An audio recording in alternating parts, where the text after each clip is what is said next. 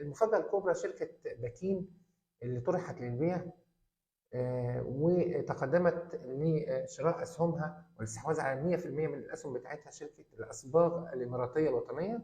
ودي شركه متخصصه في الكيماويات والبويات في الامارات، شركه ضخمه جدا في الحقيقه.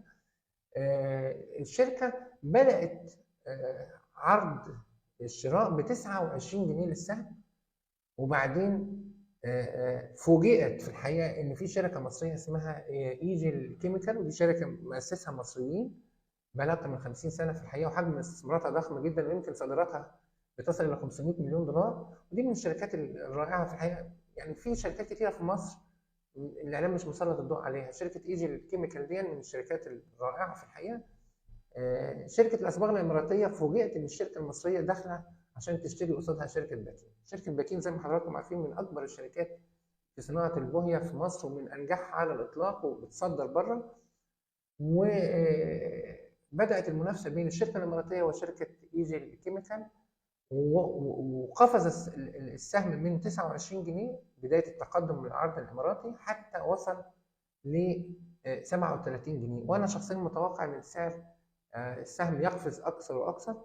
وده النموذج اللي احنا محتاجينه في الحقيقه في كل الشركات. النهارده لما اطرح شركه للبيع لازم اجهز لها كويس عمليه الطرح، بحيث ان انا اوسع قاعده المزاد انجاز التعبير، بحيث ان هي تجيب لي افضل سعر.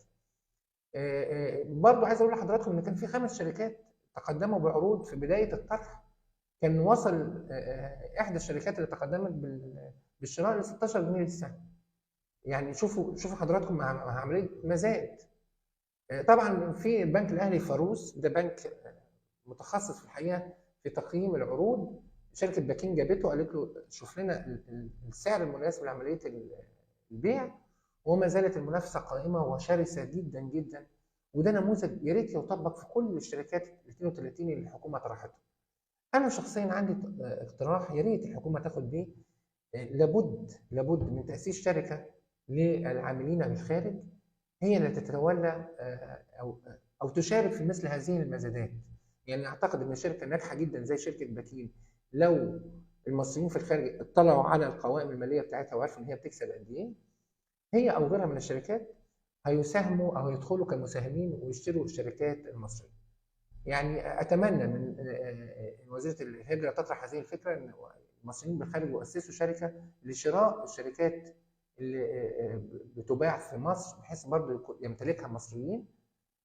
لكن لو لم يتحقق ذلك، عمليه الطرح والبيع دي آلية اقتصاديه موجوده في العالم كله، بنشوفها في امريكا، في بريطانيا، في اوروبا، ما فيهاش مشكله على الاطلاق.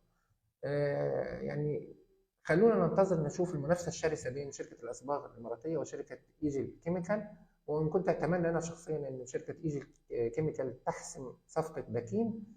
بكين اسم كبير جدا في الحقيقه في عالم البويات، ونتمنى نشوف ان شاء الله يعني البيع بثمن كويس، او المصريين في الخارج يعني يعملوا شركه ويشتروا هم الشركه او الشركات اللي بتطرح للبيع. بشكركم، كنت معكم الصحفي هاني.